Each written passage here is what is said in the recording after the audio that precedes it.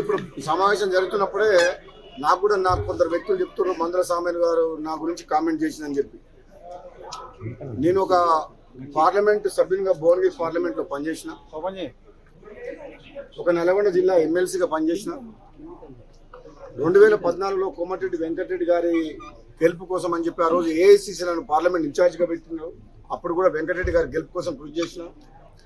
2020 మొన్నటి ఎలక్షన్ లో parliament election లో కూడా ఆషాఢ మాసం సందర్భంగా మన కాసం ఫ్యాషన్స్ కిలో చీరలు కొనండి, అరకిలో చీరలు ఉచితంగా పొందండి. నేను మునుగోడు ఎమ్మెల్యే ఉన్నా సరే, నేను మంత్రిని కాదు, మునుగోడు ఎమ్మెల్యేని. కానీ కాంగ్రెస్ పార్టీ అధిష్టానం నాకున్న పరిచయాలు, నేను అంత గతంలో చేసిన సేవ దృష్ట్యా ఈ కాంగ్రెస్ పార్టీ బలహీనంగా ఉన్నప్పుడు భువనగిరి పార్లమెంట్లో ఆనాడు 2009లో మహాకూటమి వ్యతిరేకంగా 1,40,000 మెజారిటీతో పార్టీలకు అతీతంగా కూడా నేను గెలిచిన. భువనగిరి, ఆలేరు, జనగామ, తుంగతుర్తి, నగరికల్ ప్రాంతంలో, మునుగోడు ప్రాంతంలో కమ్యూనిస్టులు, కాంగ్రెస్, టీడీపీ, టీఆర్ఎస్ బలంగా ఉండేది ఆ రోజుల్లో. ఈ 2009లో నేను ఎంపీగా వచ్చిన తర్వాత ఈ ప్రాంతంలో కాంగ్రెస్ పార్టీ బలోపేతం కోసం చాలా కృషి చేసిన. ఎంపీగా ఆనాడు తెలంగాణ ఉద్యమంలో ఉండి పార్లమెంట్లో కొట్లాడి తెలంగాణ రాష్ట్రాన్ని సాధించిన అందరు ఎంపీలతో పాటు నేనొకరిని కూడా గొంతు వినిపించి తెలంగాణ రాష్ట్రం తీసుకురావడమే కాక ఆనాటి నుంచి కాంగ్రెస్ పార్టీని బలోపేతం చేసి కాంగ్రెస్ పార్టీ అభ్యర్థుల గెలుపు కోసం కృషి చేసిన. మరి మందుల సామేల్ గారు ఏది ఆలోచించి మాట్లాడుతుర్రో, నాకు టికెట్ ఇప్పియమని చెప్పి మా ఇంటికి ఒక 100 సార్లు వచ్చిండు. మన తుంగతుర్తితో సంబంధం లేకపోతే మా ఇంటికి వచ్చి టికెట్ ఇప్పిమని ఎందుకు అడిగిండో నాకు అర్థం కాలే. అక్కడ చాలా మంది టికెట్ కోసం పోటీ పడ్డారు తుంగతుర్తిలో. కానీ మందుల సామేల్ గారికి నేను మాట ఇచ్చిన, నేను తప్పకుండా నేను అసెంబ్లీలోకి తీసుకెళ్తా, నువ్వు అసెంబ్లీలో అడుగు పెడుతున్నావు నీకు మాట ఇచ్చిన. నేను తిరుపతిలో ఉన్నప్పుడు ఫోన్ చేస్తే ఆయన ఫోన్ చేసి ఇదే మాట చెప్పిన, నీకు మాట ఇస్తున్నా దేవుని సమక్షంలో నువ్వు అసెంబ్లీలో అడుగు పెడతావని చెప్పిన. మాట ఇచ్చినట్టు నేను కాంగ్రెస్ పార్టీలో చేరినప్పుడు నేను అడిగిన 2 టికెట్లు బాన్స్వాడలో ఏనుగు రవీందర్ రెడ్డి గారికి, తుంగతుర్తిలో మందుల సామేల్ గారికి. ఈ 2 టికెట్లు కూడా నేనే అధిష్టానంతో మాట్లాడి నా టికెట్తో పాటు వాళ్ళకి టికెట్ తీసుకొచ్చి అదే కాకుండా ప్రచారం కూడా వ్యక్తిగతంగా నేను మునుగోడు ఎమ్మెల్యేగా వండుకుంటూ నకరికల్లు, తుంగతుర్తి, భువనగిరి, ఆలేరు, సూర్యాపేట ఈ నియోజకవర్గాల్లో నాకున్న తక్కువ సమయంలో కూడా వాళ్ళ గెలుపు కోసం నేను ప్రచారం చేసి వాళ్ళందరినీ కూడా గెలిపించిన.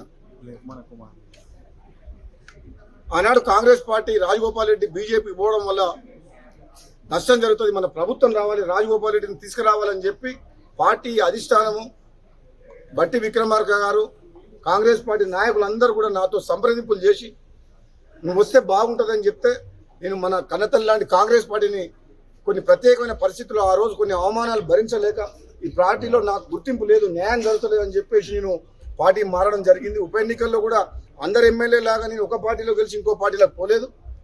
12 మంది ఎమ్మెల్యేలు కాంగ్రెస్లో గెలిచి టీఆర్ఎస్లోకి అమ్ముడిపోతే నేను ఒక్కరిని మాత్రం పార్టీకి పదవికి రాజీనామా చేసి నైతికంగా నేను నా మోరల్ వాల్యూస్ని కాపాడుకున్నా. కొద్ది తేడాతో ఓడిపోయినా సరే నేను మళ్ళీ కాంగ్రెస్ పార్టీ ఆహ్వానం వరకు వచ్చినా మళ్ళీ అఫీషియల్గా కూడా నన్ను ఇన్ఛార్జ్ పెడితే నేను గెలవడమే కాదు ఎమ్మెల్యేల గెలుపు కోసం కృషి చేసిన వ్యక్తిని. ముఖ్యంగా సామేల్ గారికి మర్చిపోయిండేమో, తుంగతుర్తితో ఏం సంబంధం అంటుండు, తుంగతుర్తి టికెట్ ఇప్పించిందే నేను నీకు. నీ గెలుపు కోసం కృషి చేసి నన్ను చూసి నన్ను నమ్ముకున్న కార్యకర్తలు 1000 మంది వాళ్ళ సొంత డబ్బులు ఖర్చు పెట్టి నిన్ను గెలిపించింది. కానీ ఈరోజు నువ్వు గెలిచిన తర్వాత నా గురించి అట్లా మాట్లాడుతున్నావు అంటే నీ గురించి ఇంతవరకు ఎప్పుడెప్పుడు నేను తప్పు మాట్లాడలేదు. మందుల సామేల్ గురించి ఎమ్మెల్యేని గౌరవించుకోవాలి, కాంగ్రెస్ పార్టీని కార్యకర్తలు కాపాడుకోవాలి అని చెప్పడం చెప్పింది జగ్గారెడ్డి గురించి. ఈ మండల కాంగ్రెస్ని పెట్టాలి, ఆ మండల కాంగ్రెస్ పార్టీని పెట్టాలని చెప్పలేదు. రాష్ట్రంలో కాంగ్రెస్ పార్టీ కార్యకర్తలు కొన్ని నియోజకవర్గాల్లో కొత్తగా వచ్చిన నాయకుల వల్ల ఇబ్బంది పడుతుండ్రు. మొదటి నుంచి కాంగ్రెస్ పార్టీ నమ్ముకున్న కార్యకర్తలకు అన్యాయం జరగవద్దు అని చెప్పి గాంధీ భవన్ సాక్షిగా చెప్పినా, మళ్ళీ ఇప్పుడు చెప్తున్నా, తుంగతుర్తి నగరికల్ కాదు రాష్ట్రం మొత్తంలో తెలంగాణలో ఉన్న కాంగ్రెస్ పార్టీ కార్యకర్తలను కాపాడుకోవాల్సిన బాధ్యత నాలాంటి వ్యక్తి మీద ఉన్నది. తెలంగాణ ఉద్యమంలో రాజీ లేని పోరాటం చేసిన మేము మళ్ళా నిజమైన కాంగ్రెస్ పార్టీ కార్యకర్తలను కాపాడుకుంటూ ఎంత దూరమైన పోతాము. నిన్న మొన్న వచ్చిన లీడర్లు కాంగ్రెస్ పార్టీలో టికెట్లు తీసుకొని ఎమ్మెల్యేలు ఎంపీలై పదవులు తీసుకొని కాంగ్రెస్ పార్టీ కార్యకర్తలను ఎక్కడ ఇబ్బంది పెట్టినా ఊరుకునే ప్రసక్తే లేదు. ఈ ఆయారాం గయారాంలకు భయపడేది లేదు. నిజమైన కాంగ్రెస్ పార్టీ కార్యకర్తలను కాపాడుకోవాల్సిన బాధ్యత పిసిసి ప్రెసిడెంట్ మహేష్ కుమార్ గౌడ్ మీద, AICC in-charge general secretary Meenakshi Natarajan గారి మీద, రాష్ట్ర కాంగ్రెస్ నాయకుల మీద, మాలాంటి వ్యక్తుల మీద, అధిష్టానం మీద ఉన్నది. మేము ఎవరికి వ్యతిరేకం కాదు. ఎమ్మెల్యే గెలిచిన సామెల్ గారిని గౌరవించుకుంటాం. ఇతర పార్టీల నుంచి వచ్చిన ఎమ్మెల్యే ఎంపీ కడియం సిఆర్ కూతురు వచ్చింది, టీఆర్ఎస్లో గెలిచిండు.